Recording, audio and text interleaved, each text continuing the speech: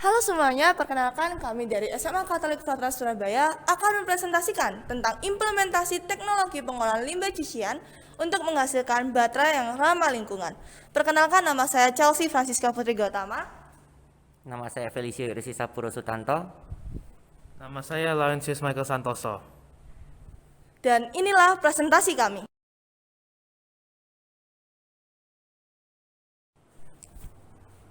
Oke, topik pertama yang akan kita bahas adalah latar belakang. Pada masa kini, pencemaran lingkungan sangat sering sekali kita temui, salah satunya akibat limbah cucian. Limbah cucian merupakan deterjen dan zat-zat pembersih yang sangat sulit terurai. Akibatnya, setiap harinya terjadi penumpukan dan hal ini memberikan kekhawatiran tersendiri untuk beberapa orang, tentunya penggiat lingkungan. Semakin tingginya konsentrasi deterjen dalam suatu air mengakibatkan kandungan oksigen di dalam air tersebut menjadi berkurang. Apabila itu terdapat pada suatu perairan, akan merusak ekosistem di dalamnya. Pada beberapa kota besar, pencemaran limbah menyebabkan pencemaran air yang sangat serius. Kualitas air bersih pada masa kini sangat amat diperlukan.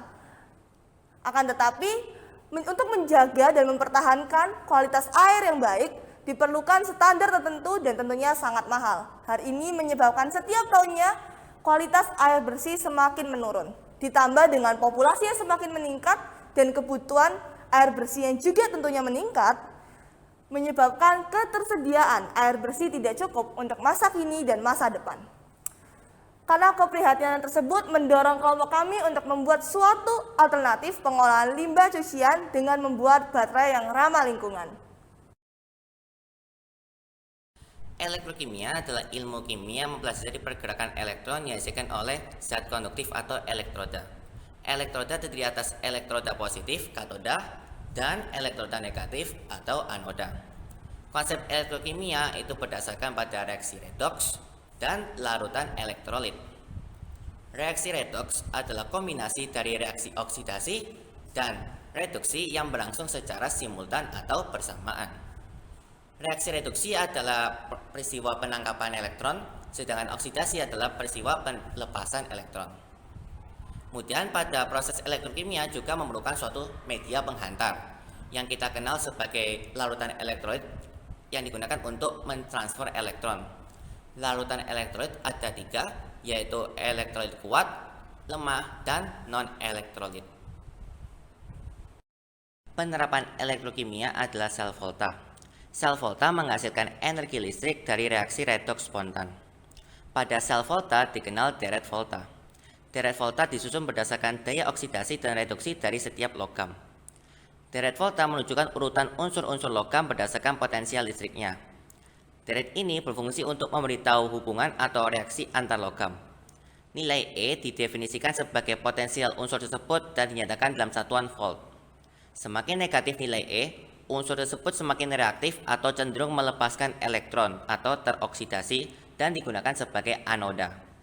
Sebaliknya, semakin positif nilai E, maka semakin tidak reaktif unsur tersebut, memiliki kecenderungan menerima elektron atau tereduksi dan digunakan sebagai katoda. Oke, jadi ini adalah desain dari baterai kami. Seperti yang bisa dilihat, kami memilih desain baterai pada umumnya.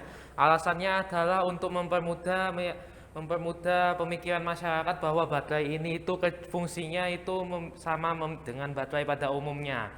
Nah, selain itu juga untuk mempermudah dengan penggunaannya, sebab di era saat ini jenis-jenis baterai yang digunakan adalah berbentuk seperti ini mayoritas.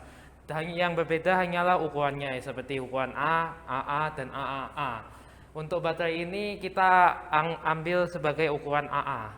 Nah, kemudian di sini bisa dilihat isinya. Yang pertama ada batang karbon. Batang karbon ini akan mencuat ke atas sebagai katodanya, kemudian agak melayang di sini. Nah, di sekeliling karbon ini nanti ada air limbah warna biru yang mungkin agak tidak kelihatan warna biru ini.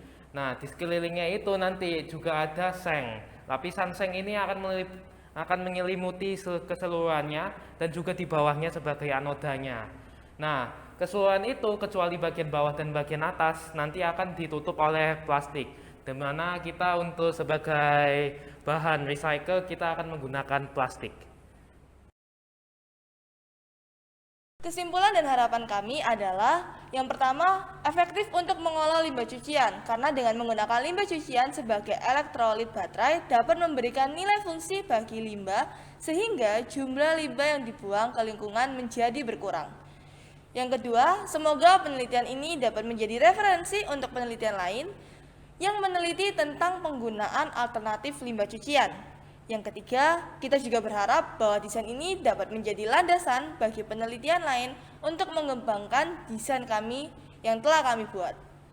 Sekian dari presentasi kami dan terima kasih.